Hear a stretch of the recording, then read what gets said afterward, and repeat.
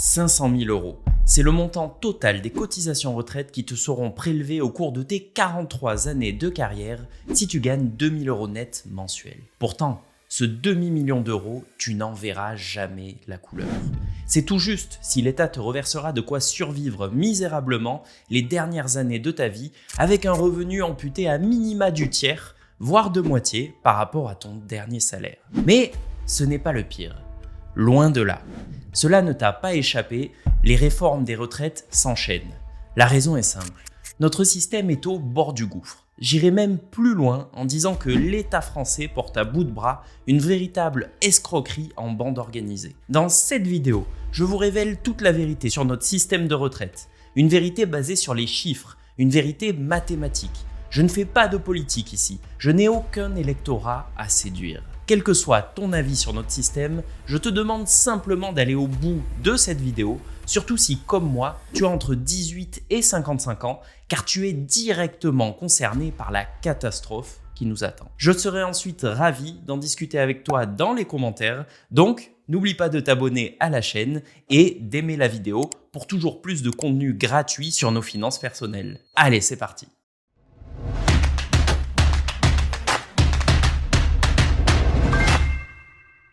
Le système de retraite français est basé sur la répartition, c'est-à-dire que les cotisations versées par les actifs sont destinées à financer les pensions des actuels retraités du système. C'est donc l'État français qui assure le lien entre les générations en collectant les cotisations par le biais de retenues sur nos salaires. Mais soyons honnêtes.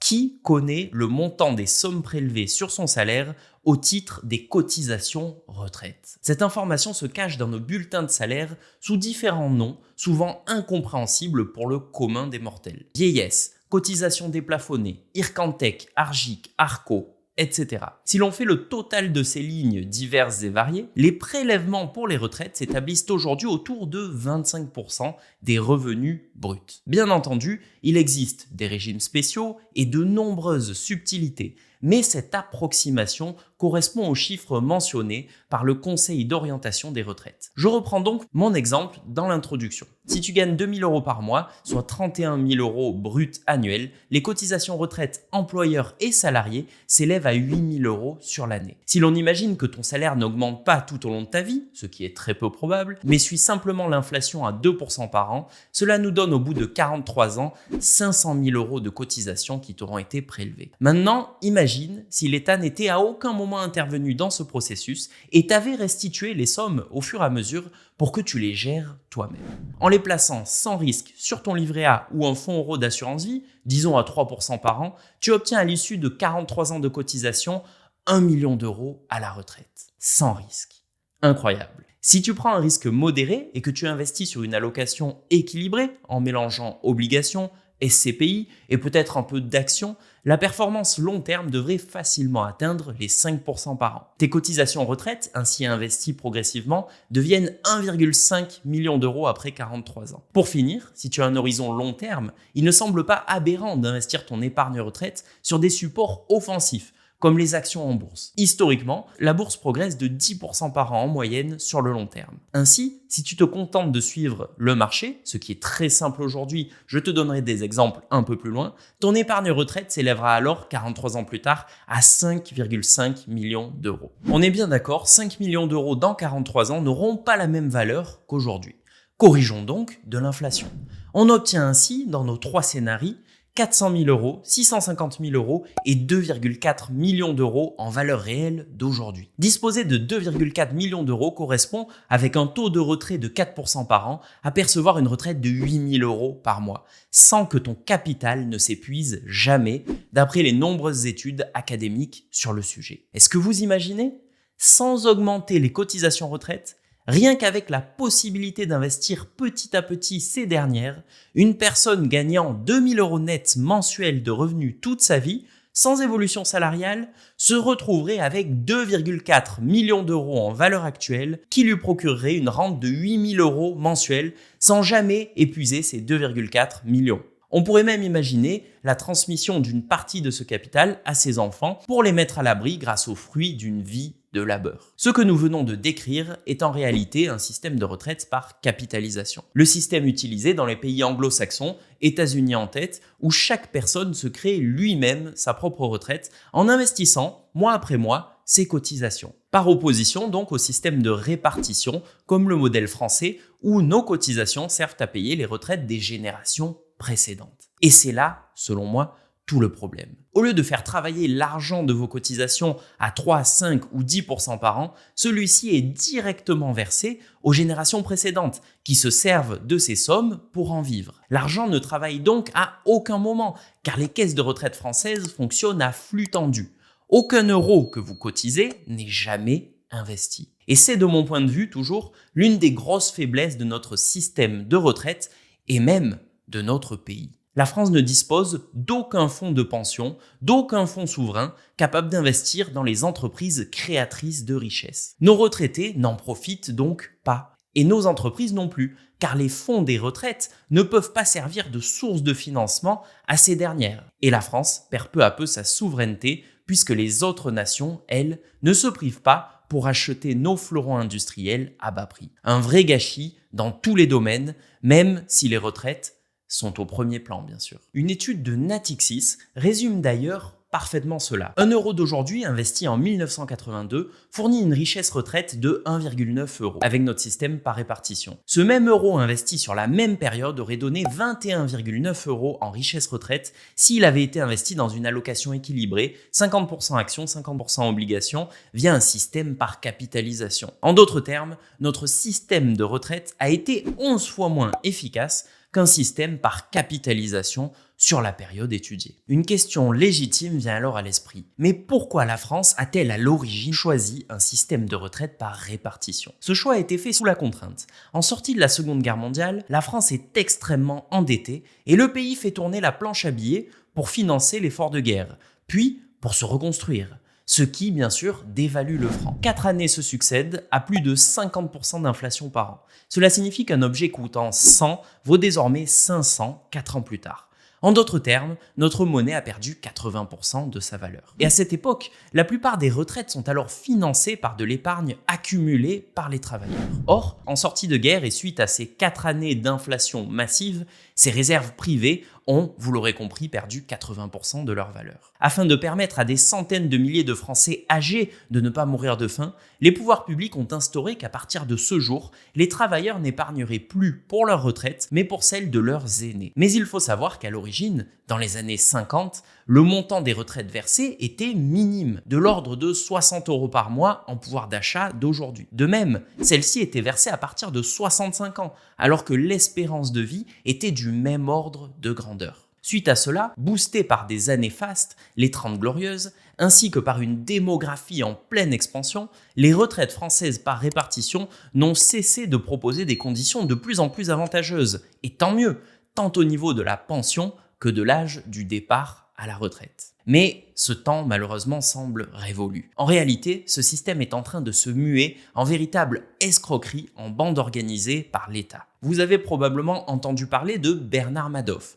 un financier américain qui a orchestré l'une des plus grandes fraudes de l'histoire. Durant près de 40 ans, Madoff versait des rendements irréalistes à ceux qui lui confiaient leur argent. En réalité, il n'investissait jamais les sommes confiées, mais il se servait des versements des nouveaux entrants pour rémunérer les clients déjà dans le système. Ce type d'arnaque est appelé une pyramide de Ponzi. Je cite une définition trouvée sur Internet. Escroquerie qui consiste à récolter des fonds auprès de nouveaux entrants avec pour promesse de les investir, mais qui servent en réalité uniquement à rémunérer les clients plus anciens. Ne trouvez-vous pas cela incroyable? La définition du Ponzi correspond mot pour mot au fonctionnement actuel d'un système de retraite par répartition à la française. Une question vient alors immédiatement à l'esprit. À quel moment la supercherie est-elle révélée? Dans le cas de Bernard Madoff ou de n'importe quelle pyramide de Ponzi, tout se passe bien tant que la base de la pyramide, c'est-à-dire le nombre de personnes qui rentrent dans le système, permet de soutenir les versements effectués aux bénéficiaires, qui eux sont tout en haut de la pyramide. Mais au fur et à mesure que l'arnaque progresse, le sommet de la pyramide devient de plus en plus lourd, car il y a de plus en plus de personnes qui ont rejoint l'arnaque. Dans le même temps, il devient de plus en plus difficile de recruter de nouveaux entrants, car les potentiels recrues ont déjà toutes été enrôlés dans le système. À ce moment précis, le système s'effondre tel un colosse au pied d'argile, car il n'y a plus suffisamment d'argent entrant pour maintenir l'illusion et le fonctionnement du système. Les similitudes sont malheureusement criantes avec le système de retraite française. Lors de la création de celui-ci, en sortie de guerre, une femme française donnait naissance en moyenne à plus de 3 enfants. Aujourd'hui, ce chiffre est 2 fois plus faible. On l'observe aisément au travers de la pyramide des âges française. Il s'agit de la répartition de la population française par catégorie d'âge. Nous voyons immédiatement que depuis 9 ans, le nombre de naissances chute drastiquement. Lorsque ces générations vont rentrer dans le monde du travail, dans une dizaine d'années environ, les personnes payant pour les retraites des seniors vont être, vous l'aurez compris, beaucoup moins nombreuses. Et dans le même temps, le nombre de retraités explose. Cela est flagrant si je fige la pyramide des âges en 1990 et que je fais évoluer la répartition jusqu'à aujourd'hui. Le nombre d'entrants dans le système de cotisation chute lorsque le nombre de bénéficiaires, les retraités, augmente.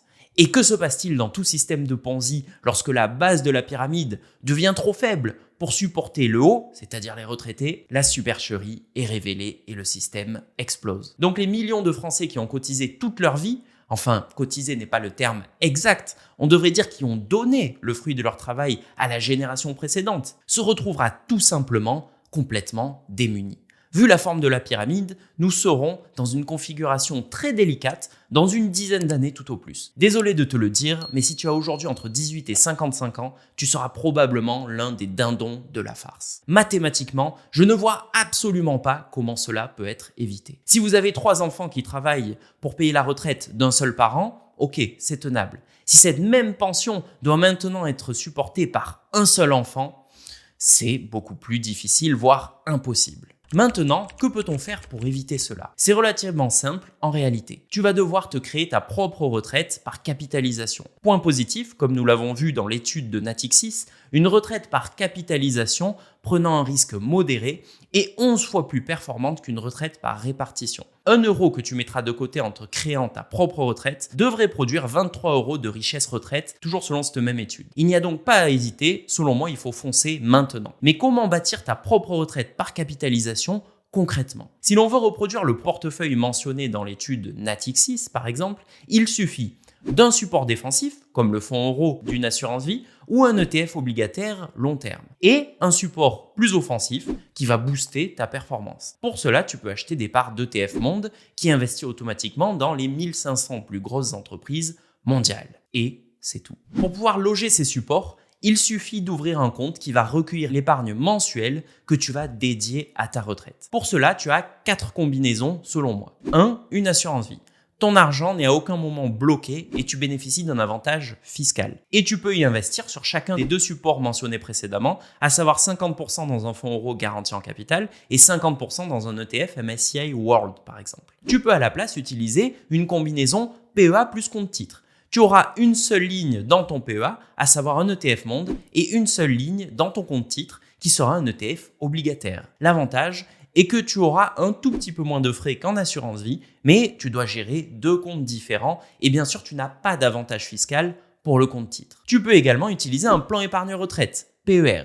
L'avantage est qu'il s'agit d'une enveloppe dédiée à la préparation de ta retraite, dans laquelle tu peux loger exactement la même chose qu'en assurance vie. Un seul PER suffit donc pour tout faire. Chaque versement que tu fais dessus te permet de réduire ton revenu imposable d'autant, et immédiatement, et donc de te constituer une retraite plus importante grâce à l'économie d'impôt réalisée. L'inconvénient est que ton épargne est bloquée jusqu'à l'âge de la retraite, mais c'est justement l'objectif recherché ici, donc ce n'est peut-être pas trop gênant. Enfin, dernière possibilité, tu peux tout à fait déléguer la gestion de ta retraite par capitalisation en ouvrant un PER chez Ramify. Il s'occupe de tout avec les frais les plus bas du marché. Cela se répercute d'ailleurs directement sur l'efficacité de leur performance, puisque sur l'année 2023, leur gestion pilotée a rapporté plus 19,3% pour les profils les plus dynamiques. Ils sont basés en France et t'offrent également la possibilité d'inclure d'autres classes d'actifs si tu le souhaites, comme le private equity ou l'immobilier. C'est la solution idéale pour préparer ta retraite toi-même, et d'autant que jusqu'au 20 décembre 2024, ils t'offrent une année de frais de gestion pour toute nouvelle souscription à un PER. Tous les liens pour bénéficier de cette offre sont sous la vidéo. Et si pour préparer ta retraite, tu hésites encore entre l'assurance vie et le plan épargne retraite, je t'ai fait une vidéo, calcul à l'appui, pour ne pas te tromper et choisir la bonne enveloppe dans ta situation. Donc va la voir, mieux vaut prendre 10 minutes pour bien choisir que regretter son choix pour les 10 années à venir. Rien ici n'est un conseil en investissement, les performances du passé ne préjugent pas de celles à venir et investir comporte risque de perte en capital.